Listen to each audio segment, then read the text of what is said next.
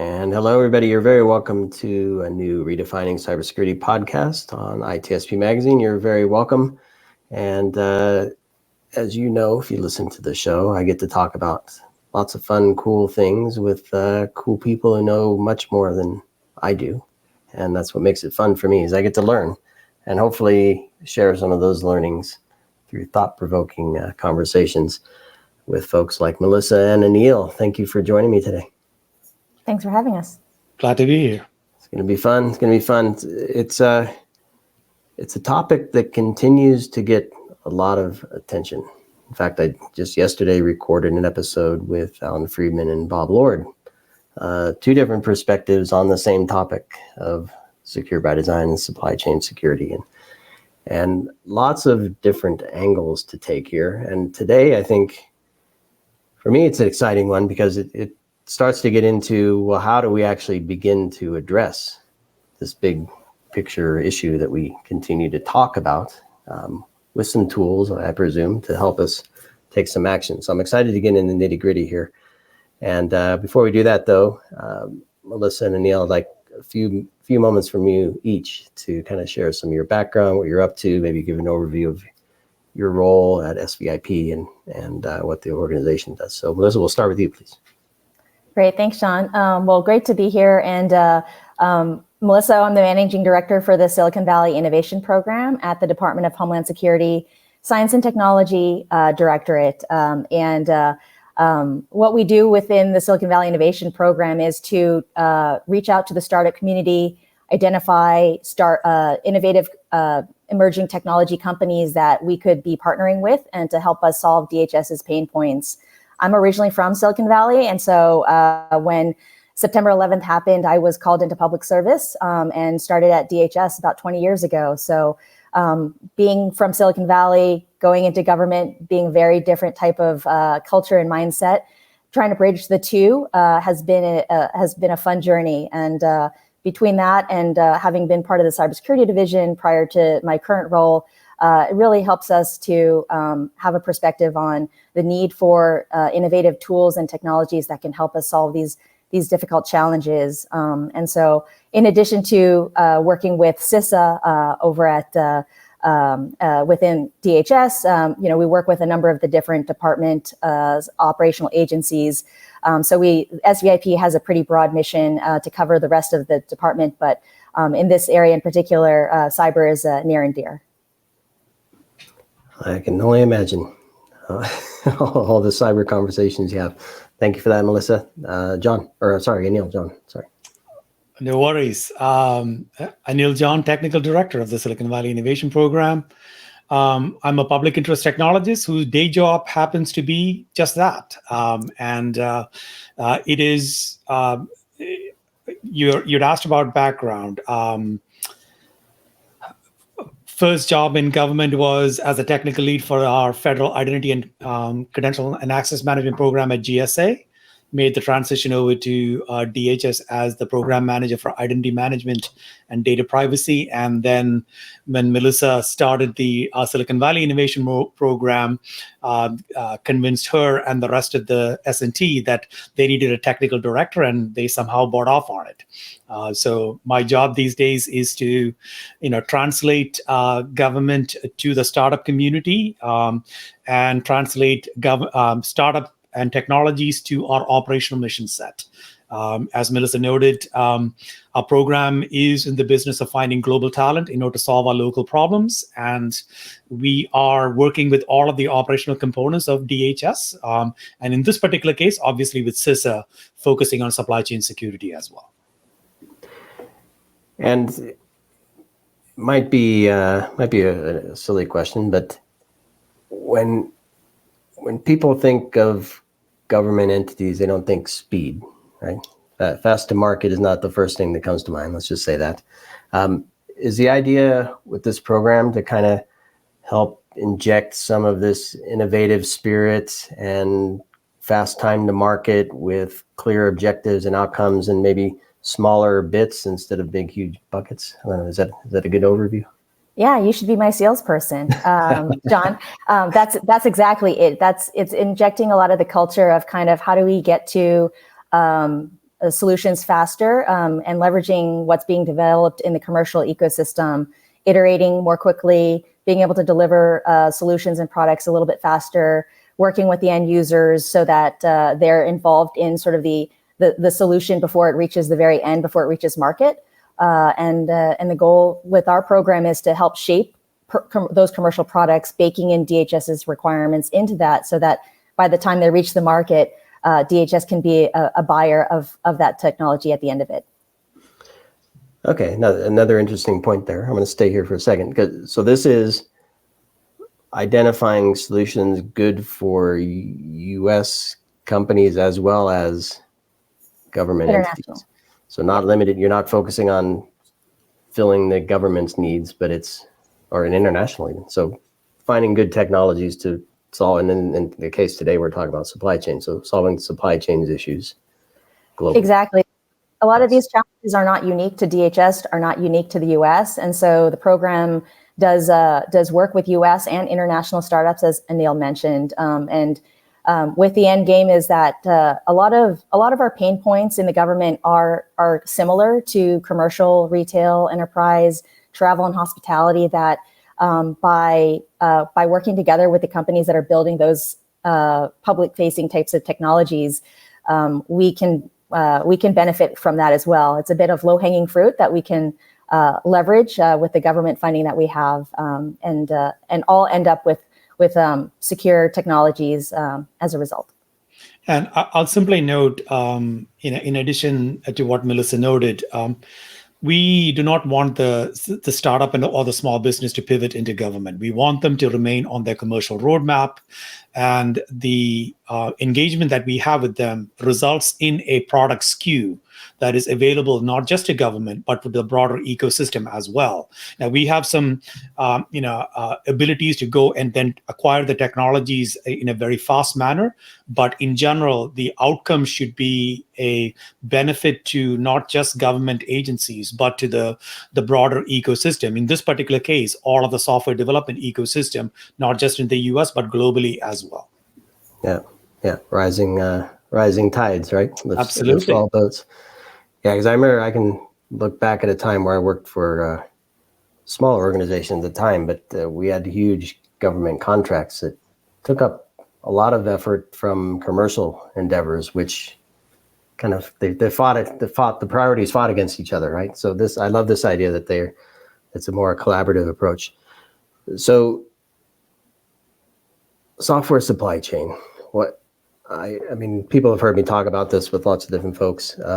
Your perspective on the current state of affairs, and then we're going to get into the program to kind of see how we can maybe change that as we move forward.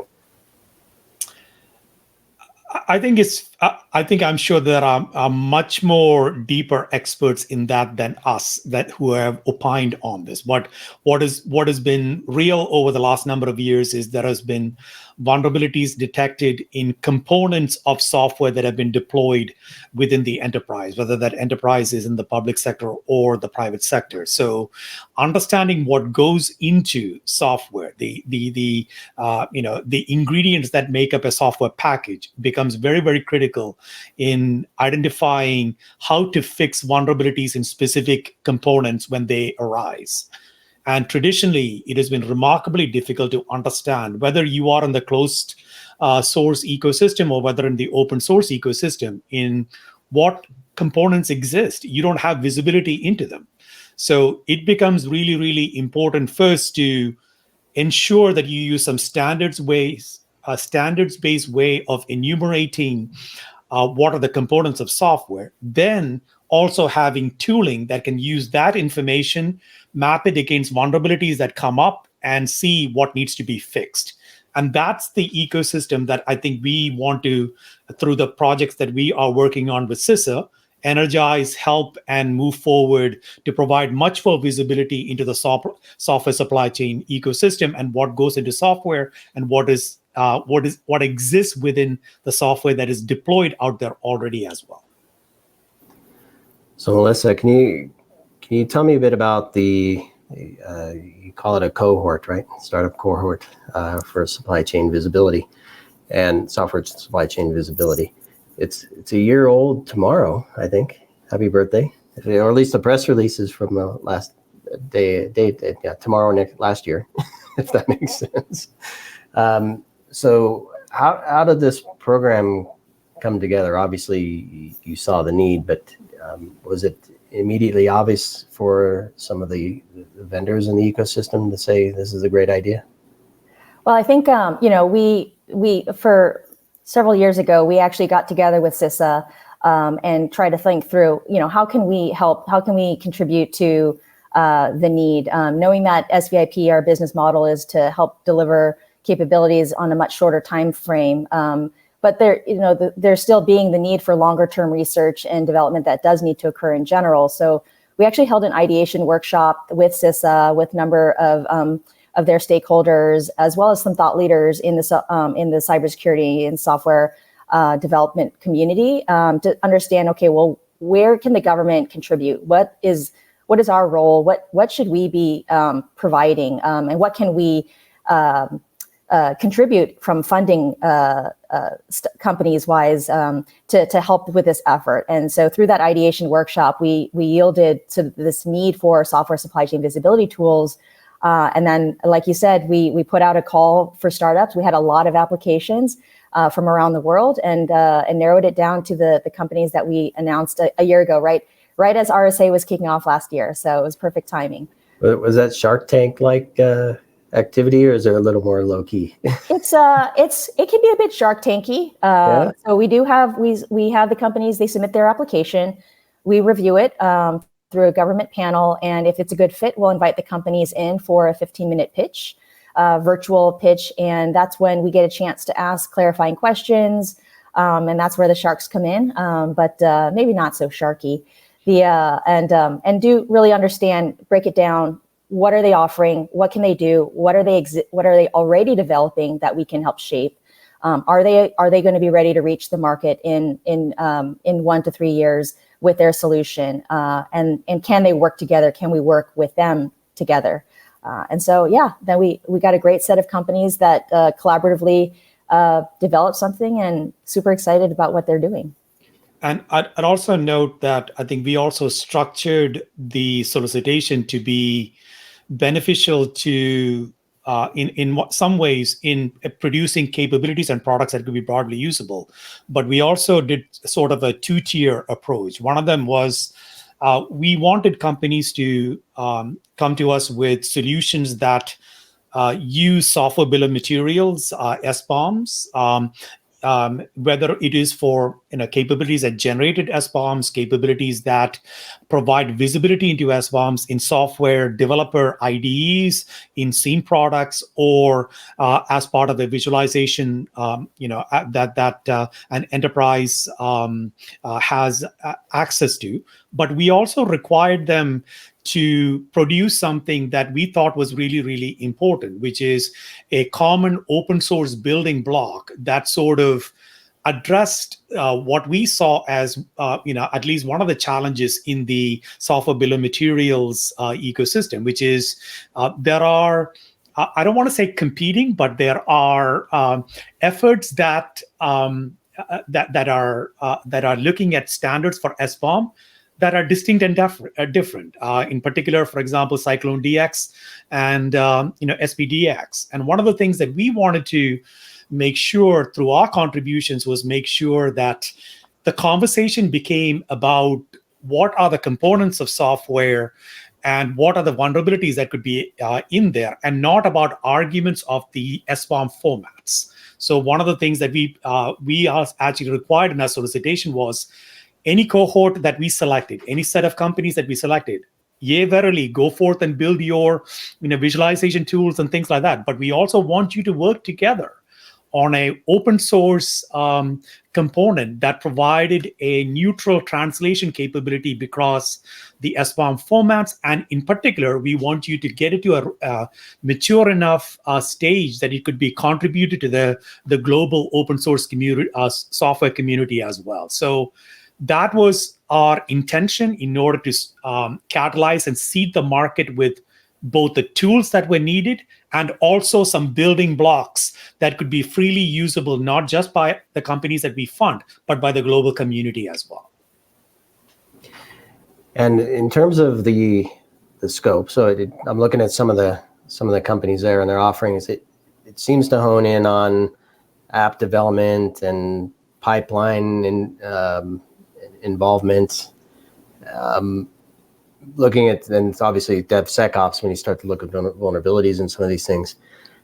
Is the view contained to that CI/CD environment, or are you also expanding it out beyond that to kind of monitoring and response and audit and compliance? Is that the bigger picture, or what's the plan there? I think in talking to CISA for our program, there is no daylight between our requirements and the requirements of our operational partners. So I think the capabilities that they were interested in ensuring that reach the market were things that were enablers for software developers. So from a framing from that perspective was, how can we make this usable to the people who can actually have an impact on software supply chain security? And one of the communities was the community of software developers. So there is a particular set of capabilities that we sort of articulated to them that could be integrated into the tools that a software developer uses, the IDEs and the like. Then there was the focus on system administrators that are obviously in that particular ecosystem as well. So how do you bring tools that provide visibility into the software supply chain for them? Then there was the more of like the generic visualization aspect of it, that is at the enterprise level, maybe an IT organization looking at across the software assets and seeing what exists where and things like that. So the framing was more about how do we actually help the enterprise and the people inside it, rather than, at least as part of this particular solicitation, more than anything, I would say more abstract. And Melissa, I don't know if you can answer this, but in terms of, so the programs there, you have tools and technologies available. Is it the vendor or the tool builder's responsibility to push this into the market, or does a program also have an arm or a program, a sub-program, or to help kind of bring some of these things together, to help organizations realize they have a problem, they need the visibility, they need the assessment, they need the tools to control this? It's a team sport, right? So the companies themselves are responsible for commercializing their product. They're in the best position to actually take their solutions to market. They're talking to their advisors on how best to do that. But in order for us to help get these tools to the users that need it, we do definitely work with CISA as well as ourselves. We do an outreach campaign to try and build greater visibility of the capabilities that we're supporting and developing. We even have a demo week, SVIP demo week in May next month, May 21st, 22nd. So the companies are going to showcase what they're working on. And the goal is to get other government agencies, other state and locals, and any large providers, small and large providers, to see what's available and to see how they can take these tools and use them in their operations. Yeah, and I'll include a link in the show notes to SVIP Demo Week. Looks like a fun thing. I don't know if I can go or not. That'd be fun. You fun would to be see what's very going on there. Hope your listeners can. Yeah, definitely. Well, they're all invited for sure. So you said the word operations, which I can't get away from a podcast with thinking about how to operationalize all this stuff. So I'm wondering, so you're also a customer, right? Looking to buy some of this stuff. So how involved are you in helping to shape and guide how some of this stuff will fit large, complex, distributed, remote, I can list attribute on and on and on, environments that are, let's say it's probably complex compared to maybe a small, medium organization that some of these organizations might be selling to. So how involved are you in helping to shape the capabilities of the applications to fit within the government space. Anil, did you want to try? Yeah, I was simply going to mention that I think, backing up a second, I think when you first started our conversation, I think you mentioned that it is traditionally very hard for innovative technologies, innovative tools to sort of end up within government as well. And one of the questions that you asked was basically, is SVIP a program that helps do that? I think, to provide a little bit more depth to what Melissa had shared on that, one of the things that we do as part of the program is obviously ensure through the multiple phases of the program that we do everything from validation of the technology, independent red teaming of the technology, ensuring that as part of our independent testing and red teaming, we make the product as ready as possible to be deployed within particularly a government environment, right? So, and when you have operational partners, one of the things that we work with them is, what are the requirements for getting an authority to operate on a government network, and can we do can we bake in those tests into the red teaming that we do, so that these products are fully ready to go on day one? And we also have an opportunity in the later half of the phase where our operational components, the customers internally or the products themselves, have the ability to operationally deploy the technology in a real environment and kick the tires on it before they make the acquisition decision.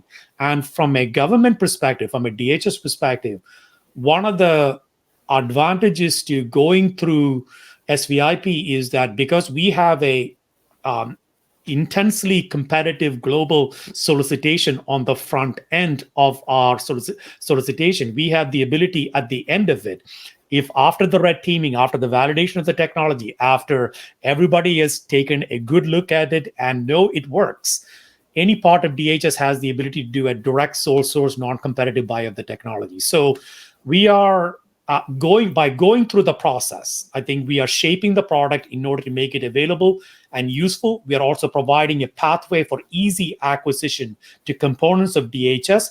And I would argue, by us investing in ensuring that the products themselves are hardened and are ready, it also gives confidence to commercial buyers of the technology that these products are ready for prime time as well. Those are the ways I think that we sort of enable adoption of these technologies. Geez, we're going to have government grade security now. We're going to see that in the marketing everywhere. I think government grade security is, depending on who says that word, right, can mean one of many things. I think we mean it in the truest public sense, which is that it is truly ready for prime time. No, I love it. And I'm joking, of course, only because I've come from a marketing background. Military grade, government grade, there. It's all fun and games. You're not the lowest bidder. Yes. All right. As we're starting to come to a close here, I want to maybe ask about the outcomes. I'm hoping that as you embarked on this journey, there was a vision for what you want to accomplish. First milestone, a couple years out, maybe 5-year plan. Presumably source some money, fund some companies, get some things into market, acquire some for use. Beyond that, or maybe some figures there if you want to share some of those, but beyond that, what are the real objectives and outcomes that you're aiming for? And have you started to realize some of that? I'm thinking, I don't know, better visibility. I don't know how you measure some of this stuff, but better visibility, fewer compromises. I don't know. Are there any metrics or things that you can kind of speak to say, we're working on our plan and it's coming through as we hope, or we're not and we need help? We can always do better, right? No, I think we're on a good trajectory for sure. The open source translation tool that Anil mentioned, we're excited to announce that with OpenSSF and CISA a couple weeks ago, or that it was launched and is now available. So Proto-BOM is actually one of our first phase 1 transitions that we've had within SVIP. So that's exciting. And the companies, will be continuing to develop their capabilities and solutions and commercializing them. And, in general, I think if we can bring more awareness, more understanding to the value of s-bom in organizations. We also recently put out an s-bom explainer animated video for those that are less familiar with this space, but I'm sure your audience is very familiar with s-boms and software supply chain. But there's a lot of organizations, schools that need to improve their cybersecurity profile. And that the more capabilities that are out there and available to them, the better off I think we'll all be from those that are intending bad and harm and trying to make money off of people. I think at the technical side, I think one of the things is for us, we're not in the business of funding open source software for the sake of open source software. We are a mission-focused agency. So part of the way that we structured our solicitation such that the companies do have to produce real products that are a part of their remit that are broadly usable was good. And that is on a good trajectory, as Melissa noted. Them working together on the open source was a little bit something that was new for us. And we were incredibly happy with the collaboration that happened with that cohort of companies that saw the shared value of doing so. And we are also incredibly pleased by the fact that it was submitted to the OpenSSF and was accepted as a product, which means that now that Proto-BOM project is now a official global open source with lots of eyes on it, contributors from across the world that can be leveraged because of its the type of license it has. I believe it is Apache 2.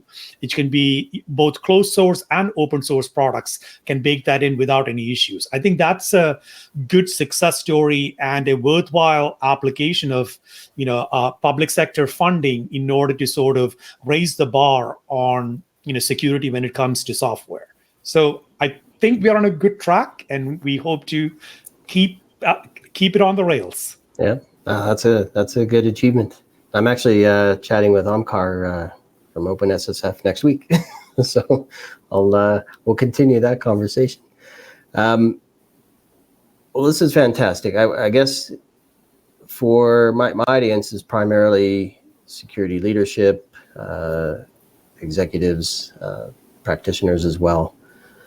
So what can we give to them as a call to action, something they can walk away with today? How can they benefit from the work that you're doing here, operationally or otherwise?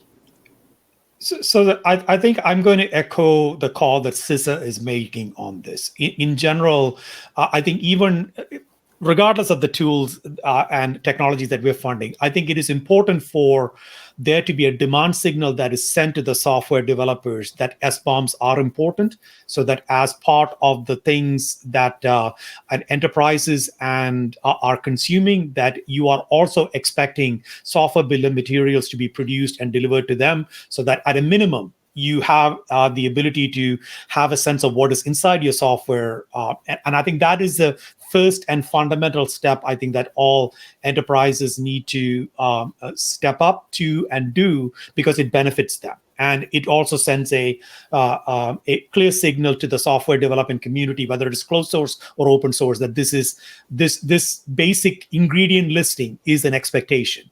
After that, of course, tooting our funding horn here. We are obviously funding companies that are building software security visualization, integration into the development pipeline, integration to software IDs. Check them out. See if those products make sense. And even if their products don't make sense, look for some products similar to that so that they sort of fit in within your enterprise. I think it is really, really important that people sort of just have a responsibility in moving this ecosystem forward wherever you sit. I couldn't say it better. Come on, give it a go.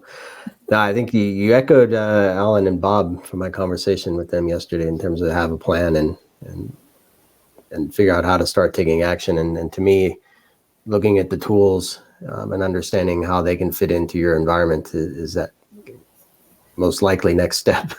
Do you have resources outside of the tools, additional guides or anything else or other things from CISA that folks can tap into to kind of say, move it from plan to tools?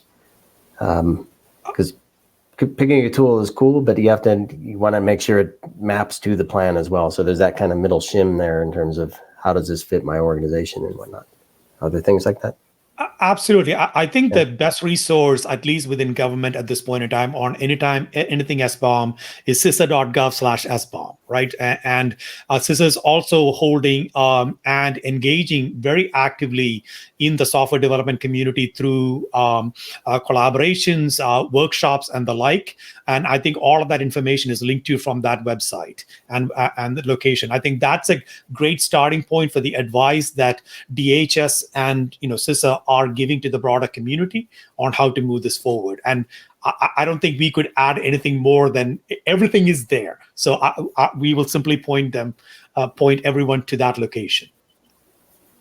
Love it. And I will point everybody to the demo week, because I presume there will be a lot of stories and scenarios and use cases and Q&A and all kinds of fun stuff that even if you just sit and listen, I can envision a lot of learning happening there. So I'll definitely point folks to that, and hopefully they can join you there. Anything before we want to wrap? I don't want to wrap, but we have to wrap. Thank you, Sean. Really appreciate the conversation and hope to see everyone at Demo Week. Absolutely. Thank you all. And thank you, Sean. Thank you both. And thank you, everybody, for listening and watching this episode of Redefining Cybersecurity, and more specifically, redefining software development with supply chain in mind. s-boms, our friends, the s-boms. I think we all have to start walking around with shirts like Alan Freeman with the s-bom. Sure. Yeah, he has dropped off many stickers for us as well. I need a sticker. I'm always a sucker for stickers. Anyway, thanks everybody for listening and watching. Please stay tuned. A topic that continues to take up. I don't want to take up space, but it's an important topic that requires continued conversation. I'll put it that way. So more to come on this. And thank you, Melissa. Thank you, Anil, for joining. And we'll see you all soon. Thank you. Thank you.